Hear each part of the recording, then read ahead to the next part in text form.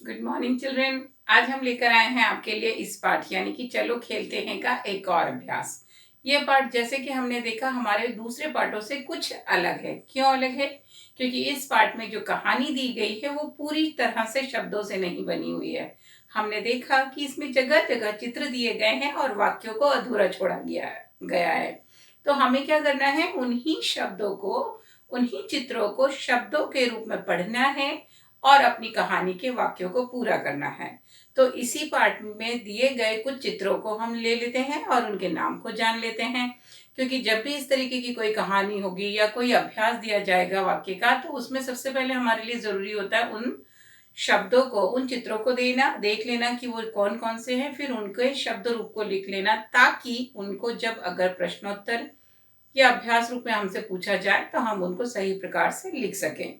तो जैसे कि आपने इस कहानी में देखा है कि विभिन्न प्रकार के चित्र दिए गए हैं। किसी भी वाक्य को पूरा करने के लिए हर एक वाक्य में कोई ना कोई चित्र दिया गया हो, चाहे वो गेंद का हो, चाहे किसी पेड़ का हो, चाहे वो झालरों का हो या गुब्बारे हों। तो देखिए, हम देखते हैं इसमें से कुछ चित्र हमने यहाँ पर बोर्ड पर बना भी रखे हैं। तो इन चित्रों को हमें क्या करना है, शब्द रूप में लिखना है।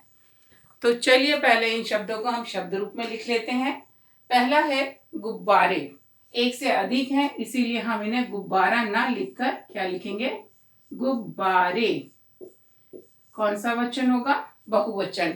और शब्द हमने कौन सा प्रयोग किया है, व्यंजन, इसमें द्वित्व व्यंजन। याद रखेंगे कि जब एक ही वर्ण को हम दो बार प्रयोग करते हैं तो वो वर्ण कहलाता है द्वित्व व्यंजन। तो यहाँ पर द्वित्व व्यंजन की सहायता से हमने ये शब्द लिखा, गुब्बारे। दूसरा चित्र हम देखते हैं कि किस प्रकार मीशा के घर को झालरों से सजाया गया था। तो ये जो रंगीन कागजों से बनी क्या थी, ये झालर।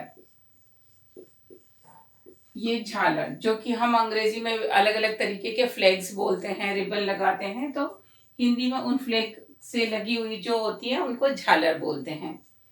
फिर ये है चश्मा। चश्मा लगाकर कौन आ रहा था सामने से?